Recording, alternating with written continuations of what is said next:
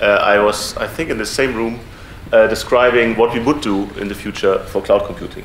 And today I can still describe what we will do, but thankfully, as just mentioned, about 2 weeks ago, we actually adopted. Don't take this away from me. Thank you. 2 weeks ago, we actually adopted the cloud computing strategy. So now there's a piece of paper that I can point you to so that you can read what we are going to do. Obviously, those that are following this topic more closely have already heard our Commissioner, Neelie Kroes, speak about this a few times in the last 2 years, because we have chosen to communicate actively and proactively about this topic, so as not to, work for 2 years in the back chamber and then come out with a piece of paper and hope that everybody's happy about this. And obviously, this is a topic in which it's essential to work together with those who are in daily life, as it were, and always in touch with it and making a business out of it. So I was just informed that Ken yesterday had a very extensive speech. So for those that have heard him, I apologize already for some repetition. Unfortunately, our strategy just has about 15 pages, so there's not so much difference that I could bring into the talk to not repeat what he may have said. I wasn't here, so I don't know. Please excuse my ignorance about that. I will try to be fast, first thing, and second thing, make the link to the political debate that we have had in Brussels. So not just look at this as a technical thing only, because that was actually the difficulty in the end. You know that Neelie Kroes wanted to have this strategy before the summer, and later it was during the summer, and ultimately it was just in the beginning of the autumn, on the 27th of September, but the reason for that was the internal debate. And some of the slides that you will see I have actually used internally with my colleagues to explain what cloud computing is and what we are planning to do. And as you can imagine, this is a very different audience from yourselves, because they are normally dealing with agricultural policy and fisheries and maybe telephone chargers, this kind of stuff, but not cloud computing or this kind of industrial policy approach or vision for a whole sector. So that was a challenge, and you will see that the slides are basically a summary on which basis I then explained what each of the action means. And I think with you I can be a bit faster about that, and my idea would be to leave about 5 or 10 minutes to have an interaction, because normally this is, in my experience, very well received, that one can actually have a discussion about the piece of paper and not just has to take it as if somehow God-given, nobody can explain it. So you're just pointed to the paper, and if the paper isn't clear, you are out of luck. And unfortunately, as in politics, it's always often the case, we have compromises about the text, which means that the text is not always as crystal clear as it would have been had just one person held the pen. You will understand that we have 27 commissioners. One of them was yesterday here, was also very much involved in this work. The other one is my commissioner, and a few others were also very interested. So there is handwriting and fingerprinting from many people on this document, and it sometimes shows in the wording not be as clear as it could have been had I written it myself. One word of introduction. Neelie Kroes, Vice President of the Commission in charge of the digital agenda. That's why she took this topic to heart in 2010 when we wrote the digital agenda, which is the policy program for telecoms and ICT overall, including research and innovation support, but also the regulatory side on the telecom side, and also these things which are a little bit in between, like cloud computing, where you have elements which are technology push, research and innovation support, public procurement actions, and so on. But you also have the regulatory side, of course, looking at data protection, looking at cybersecurity, looking at certification, standardization, and all the rest. We are quite advanced in implementing the digital agenda. The 100 actions, I don't know the exact number, and anyway, the counting has a bit changed since 2010, but I think we are more than halfway through fulfilling those actions that were set out at the time.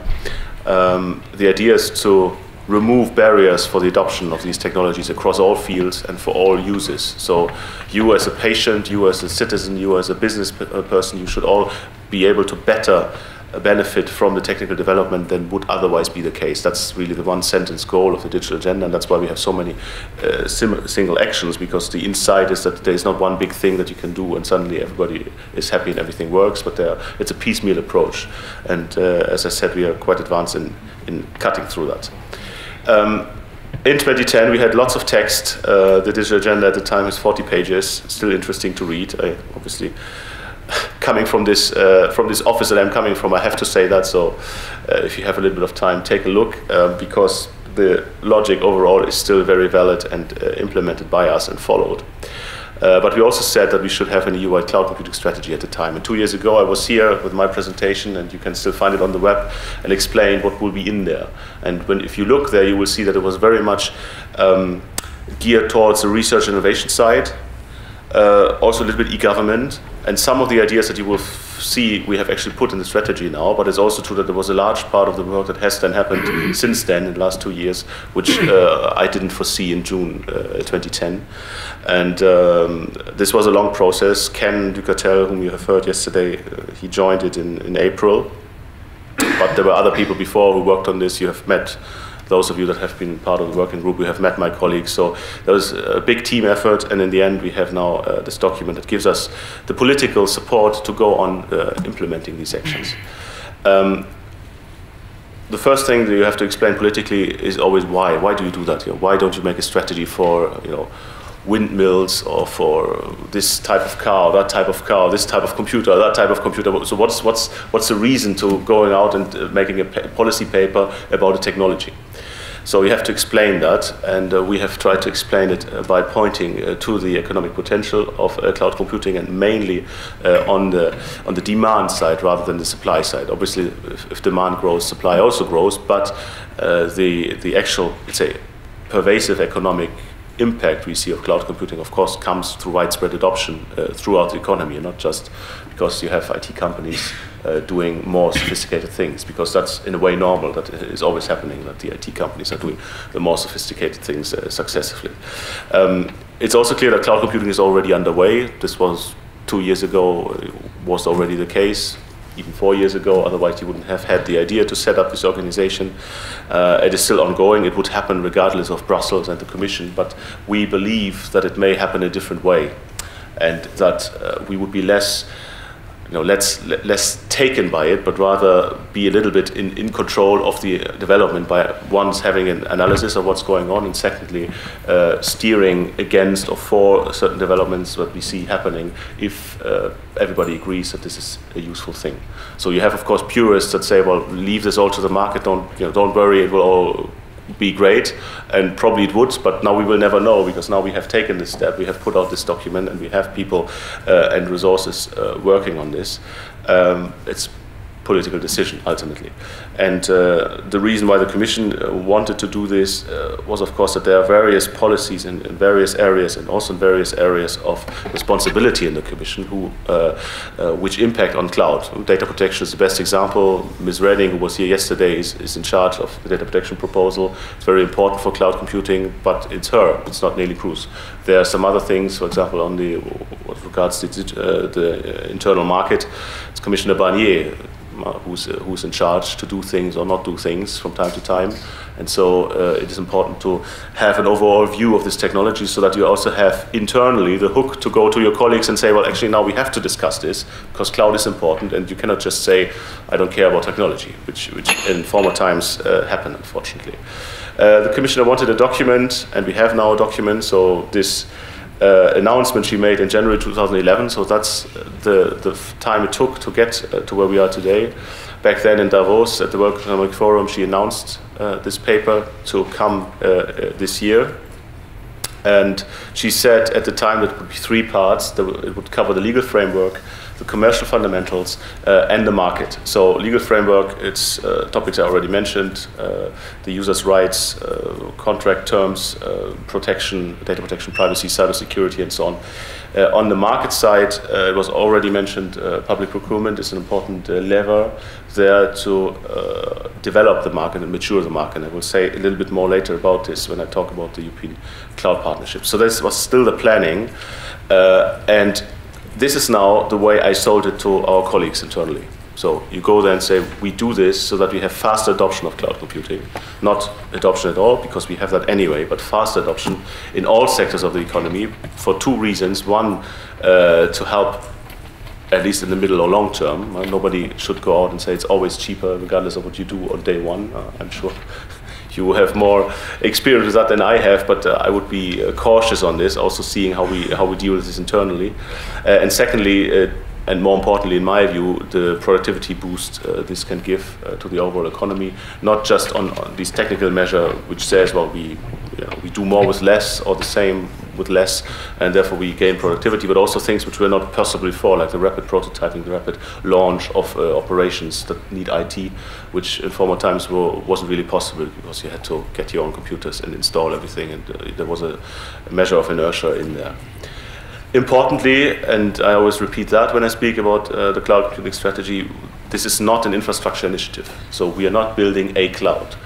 Very important point, because that's what many people get into their mind first thing when they hear this. So they basically ask questions like, where will it be? Will there be just one place or several places? Who will deliver the machines? Who will maintain the machines, and so on? So this is not an infrastructure initiative. Vice President Cruz has clearly said that it may be that bigger and bigger agglomerations of infrastructures come about in the market process because it's just more efficient, and you have offerings that lead to that. But this is not a goal of this strategy. It could be a result, because if the market becomes more mature and you have more offering, then there will be consolidation pressures and economies of scale and all of these things. But it's not an explicit goal of our strategy. So, two sides of impact. Again, I'm still showing you how we sold this whole strategy politically. On the supply side, new opportunities for telcos. Every time I meet somebody from a telco, I try to find out what they're doing, if they're doing anything in this field, and what the plans are. We've heard many very interesting plans from various telecom companies, but not always at the, let's say, at the highest level of these companies. So it's still a little bit unclear to me to what extent they really want to make a big push on this, or whether it's just like another business division that's going on there, where, okay, they build on their expertise when it comes to data centers and networks, but it's not really kind of a reinventing of these telco companies, where, of course, sometimes if you talk to the technologists, they tell you that basically these telcos are very well placed to transform their whole infrastructure, so the whole network, sometimes covering whole countries, into a cloud infrastructure, which would be a very interesting new development. Of course, we have the equipment providers and the service providers, so there are many different supply side sectors here involved. And on the demand side, I already explained this. Two things: everybody should use it where it makes sense, because it's more productive, and also you enable things that otherwise weren't possible. Very important topic, because you know that we are discussing, Neelie Kroes is discussing a lot about startups, the whole new economy that is being created around big platforms, even around American platforms. They are in the US, and then you go to Berlin and you see all these ecosystems forming around it. And we are very interested in this development, and also try to find out what drives it, what can be done to maintain it and to further steer it up. And this policy has been identified as one of those things. This is a long process. I won't go through all the details. You have already mentioned the experts groups that we had last year. So basically there was various streams of consultation with stakeholders, with the general public on the internet, with experts. So the Commission had an expert group, largely an academic exercise, but still interesting reports coming out of that. Specific hearings with the different sectors have been held, and culminating in various sets of recommendations. You can all find them on our website, so it's all a transparent endeavor. And then on that basis, we have worked in May and June mainly on the cloud strategy, tried to get it out in July. Didn't work for various political reasons, but now we have it. You can read it. And now the three dots at the end of this slide are the heaviest part of this, because the implementation will take us at least the next 2 years, because many of these actions are a bit new and ad hoc-ish, and so you have to actually put people on this and get them thinking. It's not just signing contracts and moving money around, as often is the thing that the Commission is doing very well and with some efficiency, whereas here you have to be creative, you have to set up new communities and a new structure of working, be it with organizations like yours, be it in the cloud partnership, which is really a sui generis approach. So Ken has a lot on his plate. I'm sure he mentioned that yesterday. We have, of course, various partners in this, not just the industry. We're also working, of course, with the Parliament and the Council when it comes to the legislative parts. Most importantly, data protection, which is already out there. You will have noticed in January it was proposed and is now heavily discussed in these stern institutions. The member states themselves are also partners, mainly in the cloud partnership, where the idea is to basically form a coalition of the willing member states who really want to go ahead with this joint and common public procurement exercise and make sure that's a success, and then take all the other member states and everybody else who wants to participate along.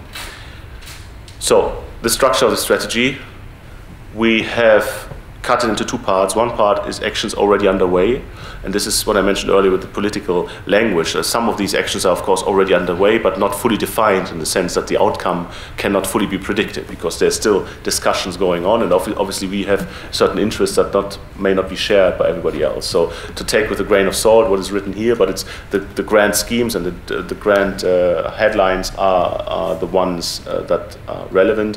One is the digital single market. So you have noticed right now the discussion about the second Single Market Act, various actions to complete the single market, and we have started to talk about the digital single market because some of these actions are very relevant for the, let's say, the electronic field. We've made ourselves a proposal on electronic identity, for example, in June, which also a legislative proposal, so it's part of this field of things that is being discussed and relevant. On data protection, we have been very closely involved, Nelly Cruz and her services, myself and my colleagues, Ken, with the debate about data protection with Ms. Redding and her services, to make sure that in that proposal we also already take into account the needs of cloud computing. You may differ on how great we have succeeded in that, but I'm convinced that we achieved some good things in this proposal, and of course the debate is not over, because this is now in the legislative process, and everybody, including industry, yourselves, are of course totally free to make their views known about that to the legislators. So I don't know how Ken described it yesterday, because he mentioned 4 pillars. In the end, we have, of course, various things in there, including the ones that I just mentioned, but we have cut or structured the main actions that are forward-looking and will happen now in 3 areas, 3 key actions. Each of them has a list of things. So the first one concerns standards. Standards is a difficult topic, because you don't really want to go out and say everybody must do this or must do that, and if not, then else. I'm coming after you. Not the least because there is not really such a stick right now. Even creating such a stick through legislation by saying, well, here's a law, it says you need to use that standard, is not so self-evident, because the legal basis for that, either in the country but also certainly at the European Union level, is far from clear. So what we have settled on here, on the basis of the advice received from all those that we have consulted, is a process to be coordinated by ETSI, and I think you will hear more about this later on from Margit, from ETSI herself, to coordinate the stakeholders and to discuss and identify necessary standards. So that doesn't mean making new standards in the first instance. It means looking at the existing landscape of standards and identifying, I often describe them as baseline subsets that make sense and that provide a certain package. And of course we all know cloud computing is not just SaaS or IaaS. I mean, there's a whole a whole field of solutions. So it's very clear that there's not one set of standards, 20, and then you're done. Depending on the use cases, there may be many more relevant ones. The idea really here is to structure this universe, and in the end to give it more prominence. Basically you can go out and say, well, this is the standard suite for use case A, this is the one for use case B. You can link it later to certification or to other, let's say, signaling processes, which then allow the users and those that need to procure, for example, against this, to identify what they're getting. So this is not about making standards mandatory, but it's about, bringing structure to this. Secondly, in the same vein, we have a reform of the European standardization system adopted a few weeks ago only, after being proposed last year, There's a new standardization regulation at European level, which also covers the work of ETSI and the other European standardizers. And one of the new elements there is the ICT standardization, where we now foresee to recognize so-called technical specifications in the field of ICT as European standards to be used in public procurement. This is new because right now, today, any standard, for example, from the World Wide Web Consortium, from OASIS, from ECMA, and from all of these places, they are just basically non-existent. If you ask my colleagues in DG Enterprise of the Commission, they tell you, well, this is a piece of paper, but not much more. So all this work being done in all these fora and consortia, as we call them, especially in the cloud field, there are dozens and some people say hundreds, it's basically non-existent from a formal standpoint. And to mend that and to mitigate that, we have made this proposal which will allow to take those of these deliverables from these organizations that make sense and where people agree they would be useful to have, for example, public procurement, and put them on a list, basically, but on a formal list, which then allows the public procurers to basically go and say, well, my solution requires this, this, and this, and then it's clear. Nobody can then say, but this is not a standard, you cannot ask me to do that, it's not defined, and so on and so on. So important, and the point here is, of course, that the first process will feed into the second one, because it will identify certain standards as being more important for certain things, and then you can find out whether they're already usable for public procurement or not. Certification was also mentioned by the introduction. So what we're trying to do here is to assist the development of voluntary schemes. So again, this is not the Commission going out and saying every cloud offering in Europe needs to follow certification process A, B, or C, but it's about making sure that we have certification available for those that want to make use of it, both on the supply side and on the demand side. Obviously, we believe certification as such is a very good idea, especially in the market in which you have some, let's say, unclarity certainly on the demand side as to what it actually is they are getting, what it is they should be getting or should be looking for, whether they can trust the offerings. We have, especially in the data protection field, lots of debates about whether you can actually trust what American companies are telling you. I find it sometimes a bit surreal that you have this, but all these people are still then driving around maybe with American cars, using American computers, never questioning whether one can trust these machines, but when it comes to some of these services is suddenly very different. But well, this is the reality, and so one can think about doing something about this, and certification scheme certainly is one avenue. Now you may ask, what does assist mean? It can mean many things. We haven't decided what not to do or what to do here. I have at previous speeches always said that we will look at, let's say, certification schemes that exist, that are gaining traction in the market, to see whether one can give them an additional nudge to make sure that they are available EU-wide and not just in specific countries or for specific sectors. I know that there are various endeavors underway, including yours.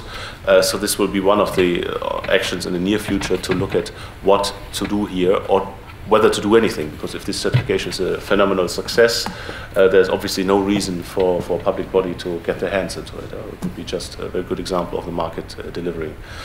And lastly, important point for all our colleagues dealing with climate policies, environment, and so on, this question of metering energy usage and consumption of materials by the IT sector, and specifically data center cloud, is an important one, and here we are again not looking for mandatorily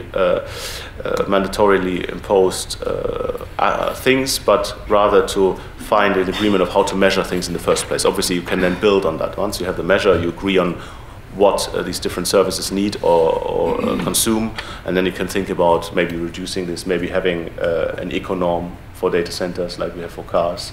So you can see this kind of policy development that may follow from that, and you may like it or not, but our colleagues are very keen on that, and I think it makes sense to have a discussion about what these metrics could be, because just to be clear what the facts are and what you mean when you talk about this.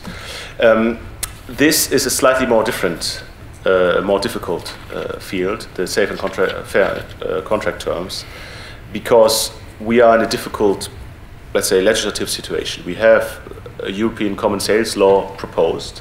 It doesn't cover most of what cloud computing is. It covers some of the things that are cloud computing. It is also not yet adopted, so it is in Council and Parliament being discussed. But once it is adopted, on its basis, there can be model contract terms actually implementing that. So for those parts of cloud which are covered there, we will have the legal basis to do this soon. For, say, the larger part of cloud computing not covered by that proposal, because they're basically services that you consume, and services are not covered by the Common Sales Law. What the Commission has proposed in this strategy is basically to follow the same process we followed for the Common Sales Law and do a parallel proposal for the services. So there will be an expert group as mentioned, and when I first heard this idea about the expert group, I also thought, well, if we don't know what to do, we put in an expert group. But I have been educated about this, and that's the same way it started for the Common Sales Law, because you need to bring in this idea of actually harmonizing 27 different legal traditions in the contract law field, which is not an easy exercise. And you do it for a field in which this has never been done before, namely in the services field. So this is actually a big thing. And our colleagues in DG Justice, so in Vice President Reding's services, were not always very keen on all this work, but we have now committed to do it, and we think it's very important.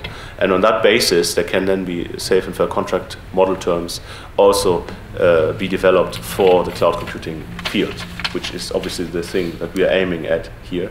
Again, not a mandatory exercise, but something that can help structure the market and the interactions and transactions on this market. Then in the data protection field, we will review the existing standard contractual clauses. So this is a part for those that are dealing with that on a daily basis. I'm not telling you anything new. That exists under the current data protection framework, designed to make easier or actually allow international data transfers. Of course, an important topic for cloud computing is inherently the technology doesn't know borders, and so everything you will impose as geographical borders in a way is artificial, and so you should, where possible, have a means to overcome that. You won't be able to do it for all countries, but for some you would, and therefore these tools that exist, like the binding corporate rules and the standard contractual terms, are some. We have also committed to do, once the data protection framework is in place, so the new regulation that has been proposed, to do the same thing on that new legal basis.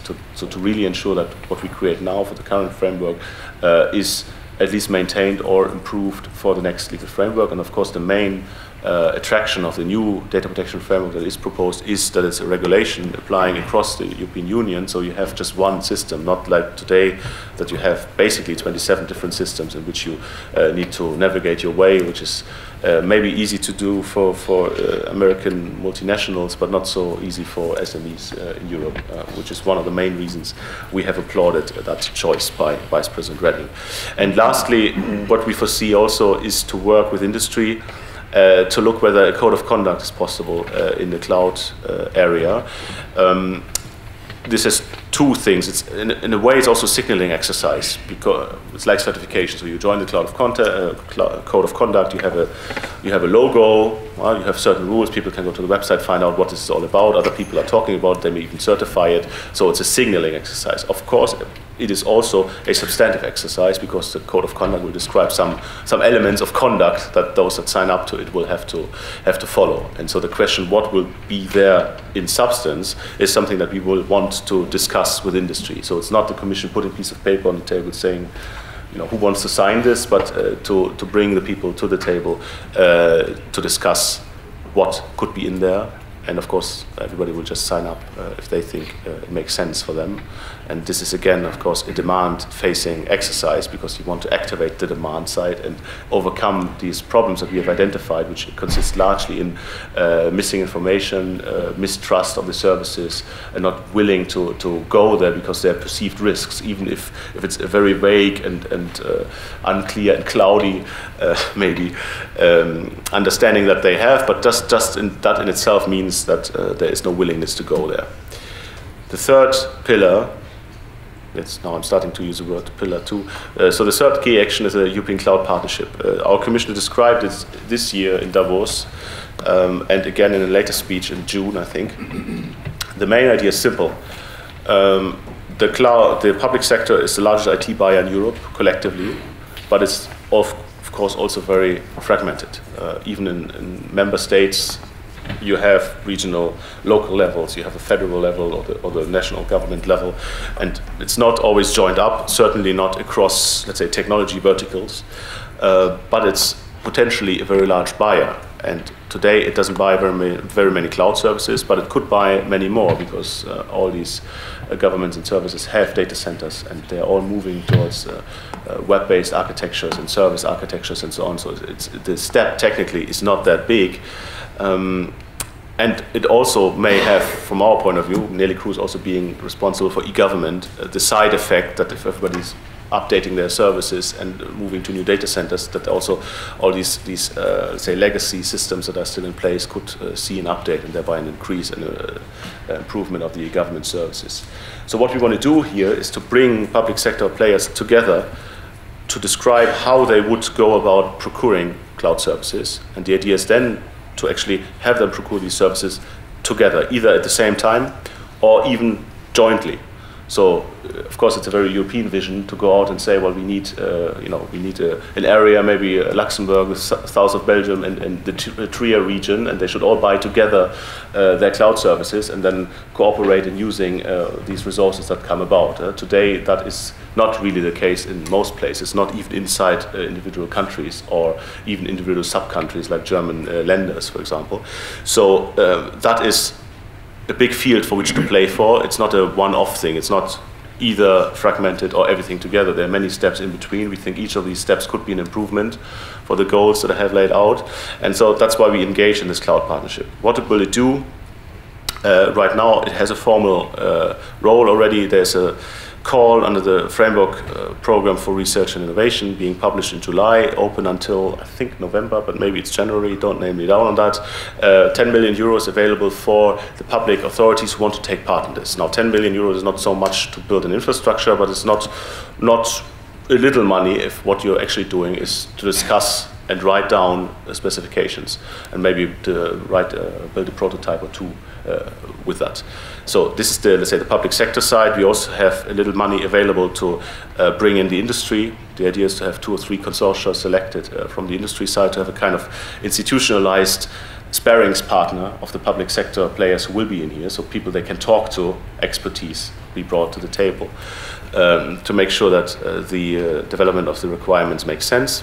And the idea overall is, of course, to shape the market. So if you imagine 10% of IT spent in the European Union in a, let's say, quite harmonized way by the public sector, that will have an impact on the demands, on the supply side. It's very clear, because you will have this very big chunk of spend every year according to certain rules. And so the supply for these kind of services will certainly grow and be mature enough to also be available to others. And I always make the example of the science side, where we have the Helix Nebula project, in which a science organization, for those that don't know this project, have gone out to see whether they can source their IT needs from the private sector, people like the European Space Agency.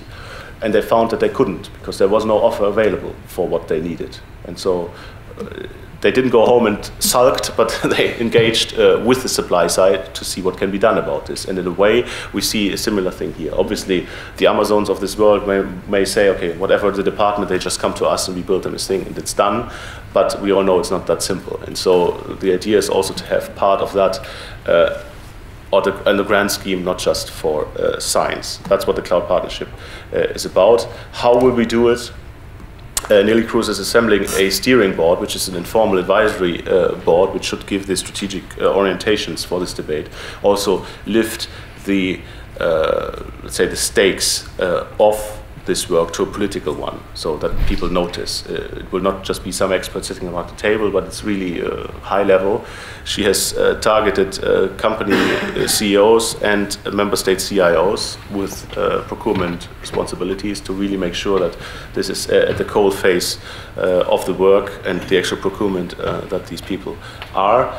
The procurement action I described, the idea is also to have an umbrella and thereby kind of a natural link to national initiatives in this field. Of course, these national initiatives differ very much from country to country. Those that know it, if you compare the French initiative on the cloud infrastructure with the British one, is already not really the same. If you then look at what the Germans are doing for the SMEs and the Trusted Cloud initiatives, again, something else. So there's a lot of diversity. Of course, it's good that these initiatives exist, but we also think it makes sense to, to let them talk to each other, to link them and to make sure that in other countries we have similar things happening.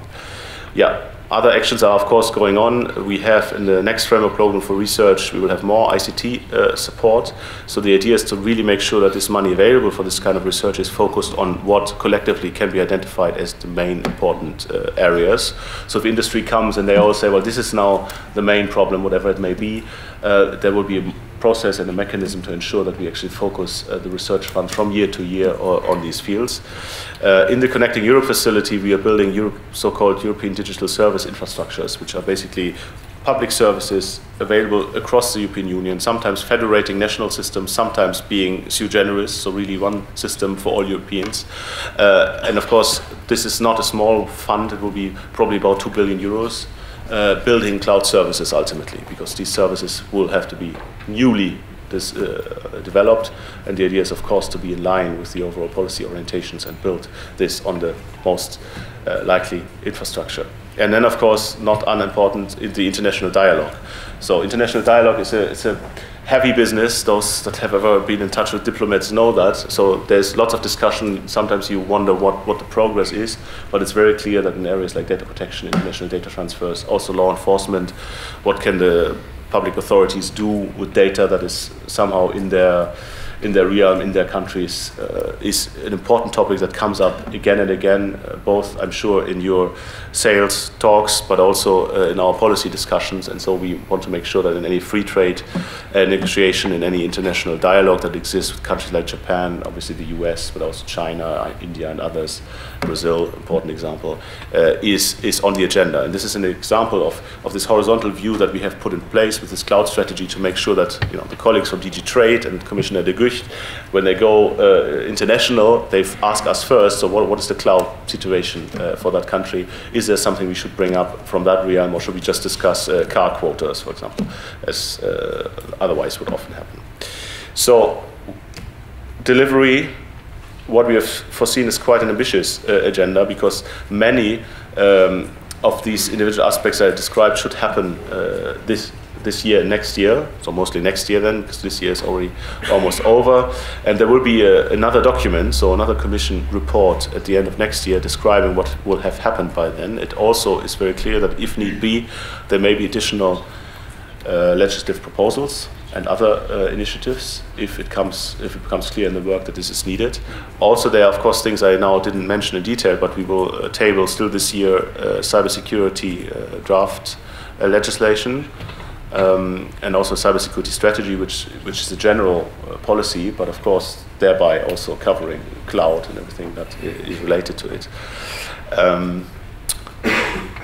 And if you look at this presentation online, you will see all these links to what the Commission has put out in terms of the documents. The third one here is the strategy itself. It's called Unleashing the Potential of Cloud Computing in Europe, because some people in the Commission don't like the word strategy. They think it's something else than what I described. I think this is a strategy, so I took the liberty to call it a strategy. And you also find at this second link, the cloud computing at the digital agenda, you find all the documents that came out of this process. Of course, also the context to engage with us if you want to do more of that. Obviously, many of you are already involved in one form or the other, and that's maybe I should end on another point to make. We plan to continue to engage with the industry, both in the working groups that have been set up and in this academic expert group that I mentioned. For various aspects, we will probably before the end of the year communicate more clearly about that, so that it's clear what are dates, what are topics, when can we engage, to make sure that this support that has been forthcoming very nicely from industry in this work can continue to find its way onto our desks, because of course we value that very much, and it's not that we could alone decide and describe what is important, what not. Yeah? You don't want to put out this kind of document and then have everybody tell you that you actually got it wrong and you're working on the wrong thing. So now I have a little bit been longer than I wanted, but thank you very much for the attention. I'll be very happy to ask any questions you may have. Thank you.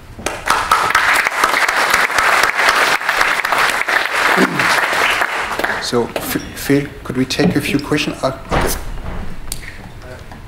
And when you're asking a question, if you can wait for the microphone so that we can make sure it's on the recording.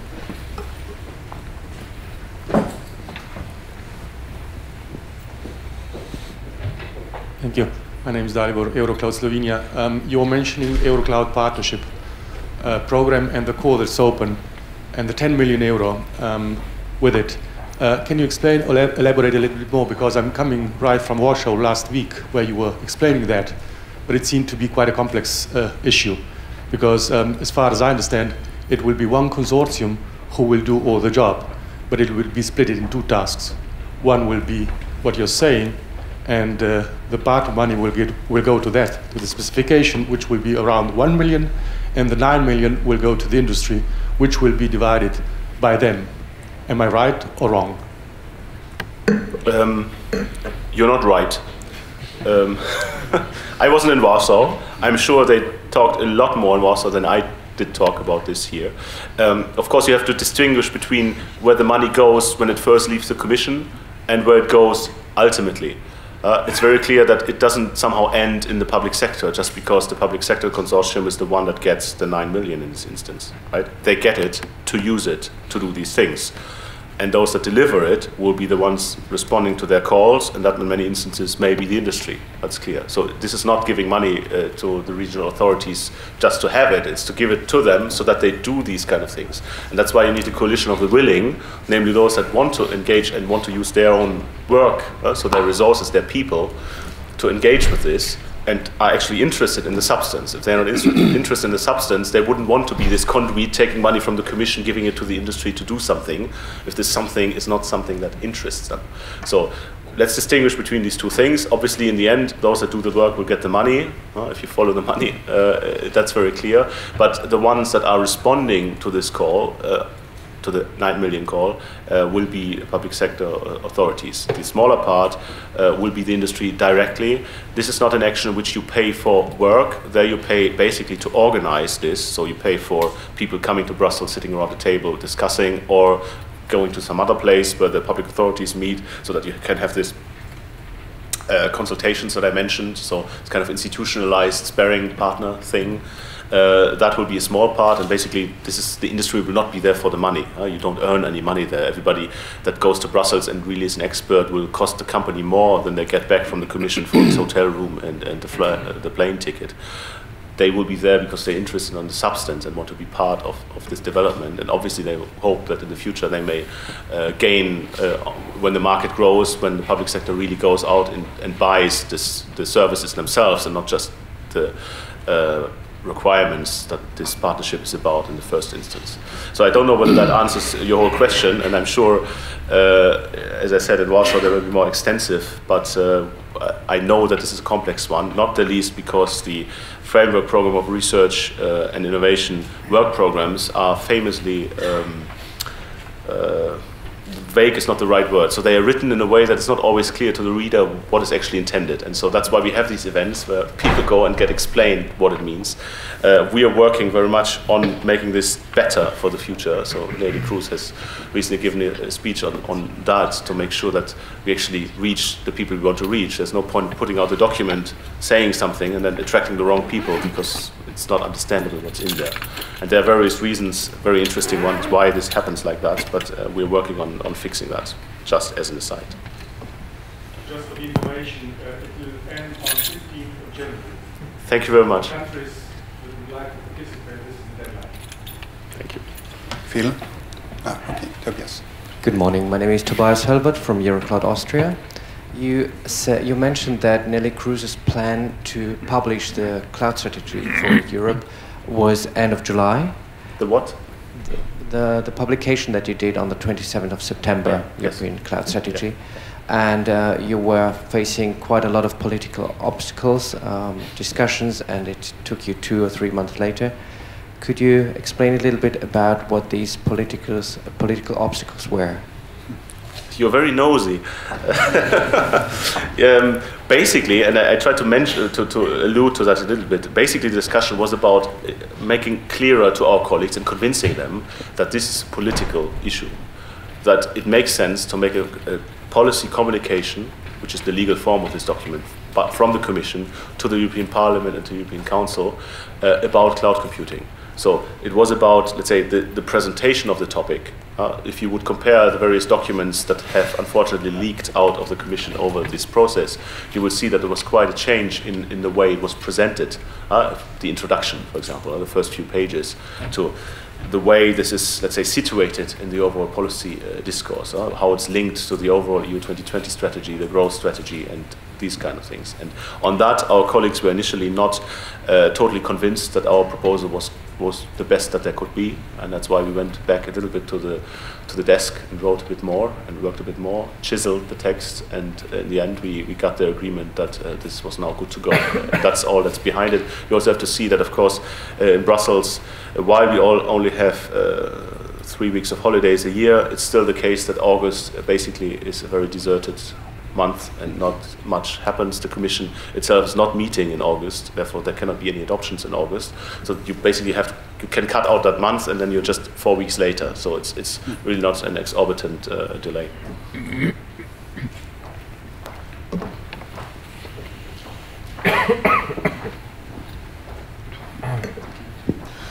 Zoltán Bellák from Eurocloud Hungary.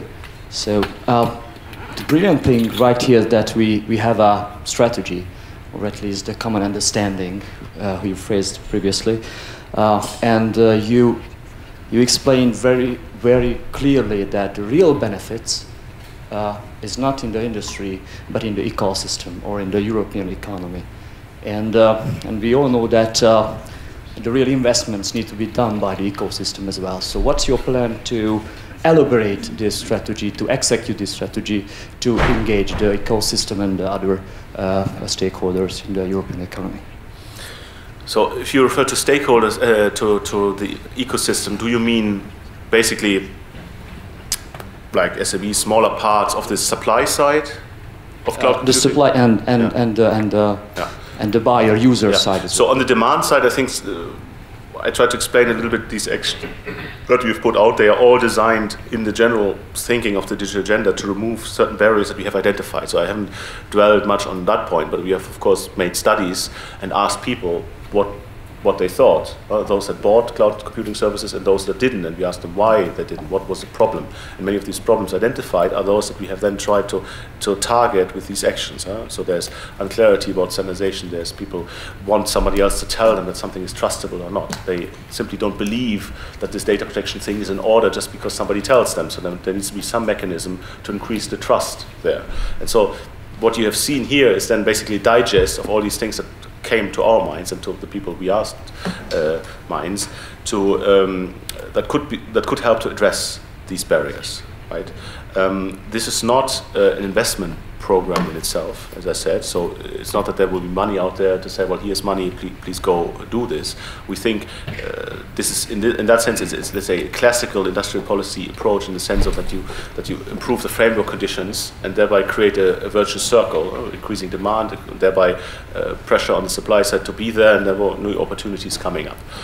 And that seen together with the completion of the digital single market, the one data protection framework, the one cybersecurity framework, we believe gives a significant push to all of these developments. And about the user side, sorry, so who needs to have a kind of investment as well to transfer the processes, the understanding, invest in the people and mechanism.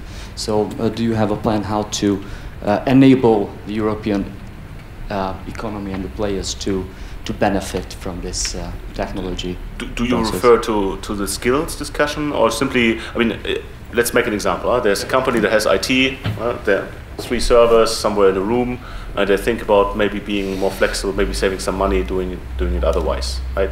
So what you're saying, or what I hear you saying is, okay, how can we help them actually do this? I'm not sure that there are many things that one could directly do to help that particular company. It's not that you want to give them money so that they can make a beneficial investment. Basically, what you need to do is to make sure that they know that there is the possibility of having a beneficial investment, that they actually check this, look at the numbers, and third, that they consider doing it, right? And for that, you need to address the barriers that we have identified. So that not you have this situation where somebody has a business plan and the numbers work out, and then but somebody says, but my data will be elsewhere, so I don't have control, so it's too dangerous, so I don't do it. So you basically fall back from this rational approach to this untrustful uncertainty. And I mean, it sounds a bit, I mean, if you say it like this in a room which is clearly lit, you think, well, maybe this is just made up, but we have made these studies, and I'm sure you can tell similar things from your customers or prospective customers that really show that this is one of the big problems. In a way, it's nice because what you need to address there often is not the substance, but actually the perception of the substance. It's also difficult to do that, especially from Europe, because there are many, let's say, more important things that we think we should communicate about, which still don't reach everybody in Europe that should be reached by this. So we are challenged, especially also on the skills side. Obviously, this is a bigger topic. I also didn't mention that, but our Commission is very concerned about the development of skilled labor force in the ICT field for the next few years.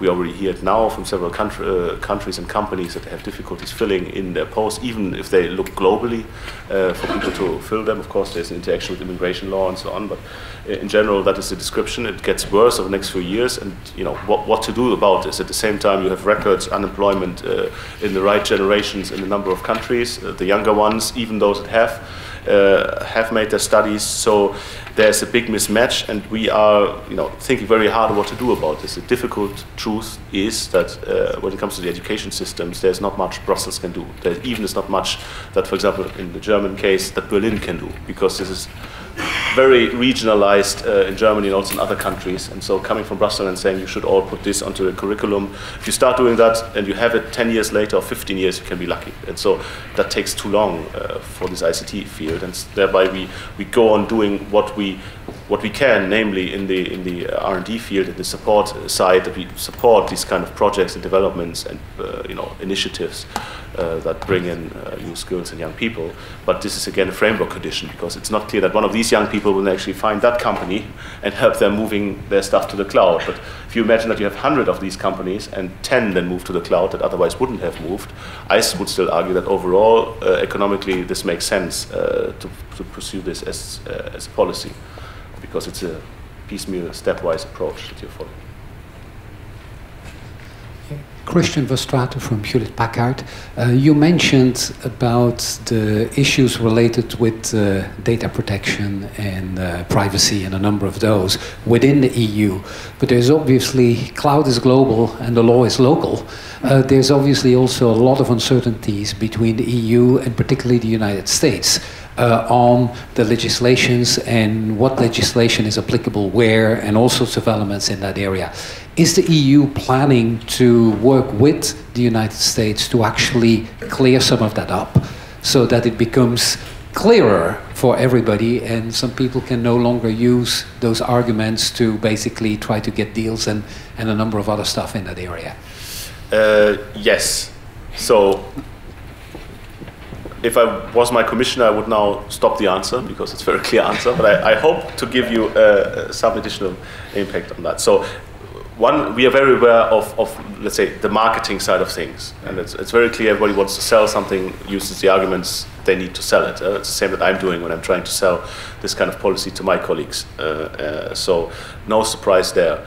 Obviously, we have always, the Commission in this 2-year process, we have made very clear that we don't believe in policy based on, let's say, based on marketing, in the sense of saying, well, I don't care whether it's true, but I think it's a great story, so I help you running that story. I mean, in my view, this is not a valid public policy stance, so we should be in the business of clarifying how things are, and if they are not clear objectively, then do something about that. And so the answer, therefore, is yes. Of course, in the framework of the data protection proposal, it's very clear that international discussions will have to be made. There is, of course, a difficulty that consists in us having this process now on the legislative side, so we don't even know yet what the law will look like afterwards. There's also the difficulty that we have the second part of the data protection proposal is the directive, for the law enforcement side of things, which is moving a bit slower through the legislative chambers in Brussels, and that is of course the more interesting one if you think about things like the Patriot Act discussion and so on. So that directive is the important one, and you don't hear very much about it in Brussels, at least not openly. Of course, discussions are ongoing, so people are very aware that there's an issue that needs to be discussed. I'm sure Ms. Reding and her services are actively discussing with the US authorities on things like the safe harbor agreement and what could be coming of that in the future if the new framework is in place in Europe. But it all is predicated on what the new framework will actually look like, and we don't have it yet. And so that's why there's this kind of jittery, and I cannot give you a date when this problem would be solved, or I cannot tell you how it will be solved, but it's clear that the problem has been recognized and people actively want to work on it. On a lower level, we have course discussion with the US. There's, for example, something called the Information Society Dialogue, where we have expert group meetings on cloud computing, where these topics are coming up as well. We have also contacts, very close ones, in the field of cybersecurity with the US authorities, where this is one of the issues on the agenda. But just because something is in diplomacy, if something is on the agenda, it doesn't mean that it's solved automatically. But it shows that people have seen the problem. I think that is already an improvement compared to a number of years ago. Yes. Well. Okay, just maybe last question. I would like to know if there is any precise action plan to implement this strategy, and do you foresee any communication and information program dedicated to all over Europe or specifically in member states? Because we observe in various member states, specifically in Poland. I'm coming from European Economic and Social Committee, but at the same time I'm the president of the freshly created Eurocloud Poland Association, and I'm involved in the industry of IT industry in Poland. And there is no information, and there is a lot of misunderstandings, miscommunication, and so on. And I think this is the same in other countries. So there is a need, in my opinion, of targeted information to different target groups, such as industry, consumers, maybe trade unions, because some people will lose jobs, some of them they will have new jobs. And there is also a need of very targeted communication to startups, because they have a lot of hopes, but not quite sure that a lot of this, all of them will be finally realized and they will achieve what they dream about. So the cloud is a cloud, and it's important to have something more concrete as far as communication, in my opinion. Thank you. So, I mean, I mentioned earlier in another question that, of course, communication is always a challenge. So communication, even in one country itself, is a challenge, and from Brussels communicating is famously difficult. Because on the one hand, you could say, well, everything is online, even in the Polish language, so it is there. If there are questions, we always answer these questions. If people are not happy with the answers, we re-answer them. And my email address is on the web. One can Google it, one can find this presentation online. If there's any question, we will be always answering it. Now, that's a very different thing from going to the member state, doing an event, or writing a newspaper article, or going to the radio and doing that more than once. Because if you do it once, you could basically leave it out. You don't need to do it. The colleague earlier mentioned that he came from an event in Warsaw about this. So you see, there are events describing and discussing certain elements. It's not that you go out and display the whole policy, because that would take a long time if you really want to exhaust this topic and make sure people are aware of that. And then the question is, who goes to these events, who can be traveling to them? So, I mean, this is not a problem that is specific to cloud and that we can solve here. Obviously, we in DG Connect and Digital Agenda, we kind of rely on this idea that if you put stuff out there and mention that it exists, people will go and look at it if they are interested. So we put stuff on the web a lot. We refer to this on many channels. We answer questions. We put out the documents in the various languages, so as far as they are there. Now, this is, of course, a policy document, and as I mentioned earlier, you have to connect how you communicate with what the people have already, I mean, where they're coming from. You have to take them where they are, and we have a whole DG for doing communications. Whether this works great on cloud, I have my doubts. but we can only solve so many problems at once. And on the action plan question, the answer is yes. So you saw this list, so in a way it's already a plan. Yeah? We have some sections with some sub-actions identified by the bullet points in the document. Internally, we have, of course, broken this down further into, who does it, when will it happen, what actually is part of it, when will that be done, and this is what we are currently finalizing internally. I'm not sure that we publish that, but of course, those that follow this process and take part will notice what's going to happen. So, for example, Etsy will make an event soon, I understand, about kickstarting this process that I described. So that will then happen as part of the action plan, very concrete. There's an event, there's a time and a place. Can go there and take part, and similar for some of the other actions, whereas some other actions just happen. Right? If we have an international trade negotiation setting, this is just about briefing the colleague from DG Trade that they should bring up this topic and what they should say. So that's, in a way, you don't need a big action plan about that. You just need to make sure that he calls you before he went off to Tokyo to discuss the free trade agreement with Japan, as an example. Just take the last question for the chairman. So regarding the ECP proposal, what was the reaction of the European state to this?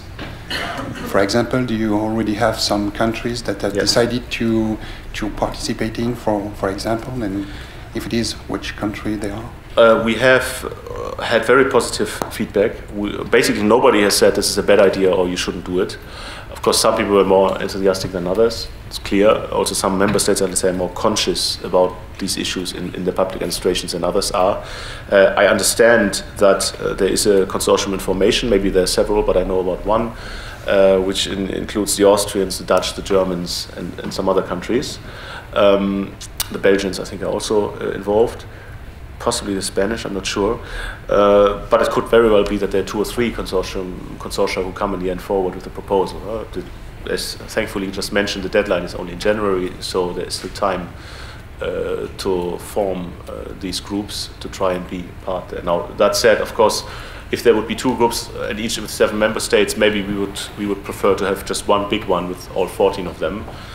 But that is something that our colleagues, the evaluators, will have to look at. Because, of course, this money, it's not Vice President Cruz who looks at it and says, well, yes, here you have the millions. There's a process behind this where you need to check that the proposals are sound, that they make sense, which one of them is the best one, and so on. And that's going to happen then between January and March and April.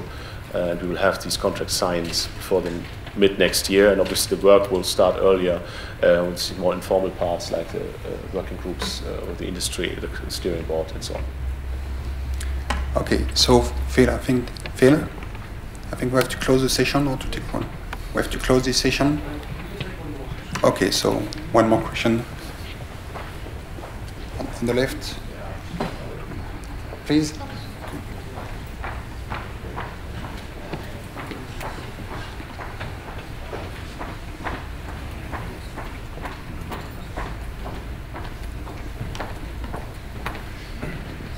Hello.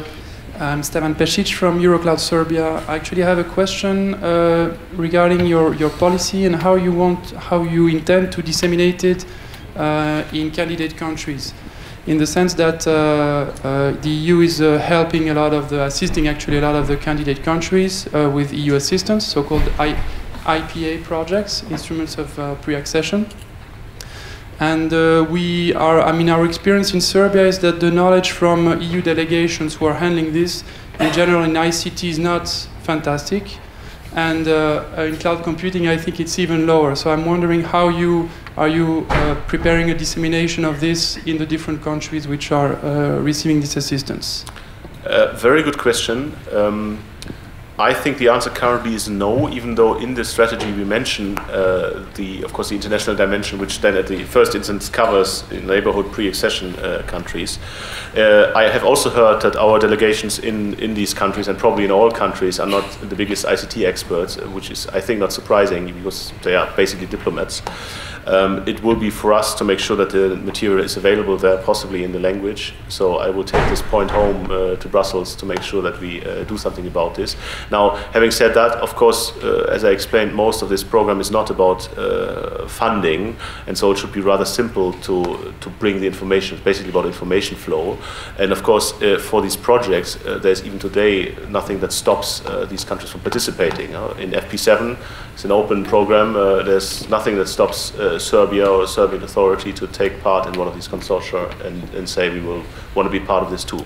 Really, nothing stops them. So I can only repeat that to say that if there's interest from these places, it's very welcome. And also for many of the other actions. I mean, I don't think that ETSI will throw out any people who are coming from a neighborhood country. There would be no reason at all to do that. Also, given that there will be certainly many Americans interested in this work as well, because many of these foreign consortia are, of course, also involved with the American providers and their experts. So it's a global thing, as was just said. So there's no reason why it would be limited.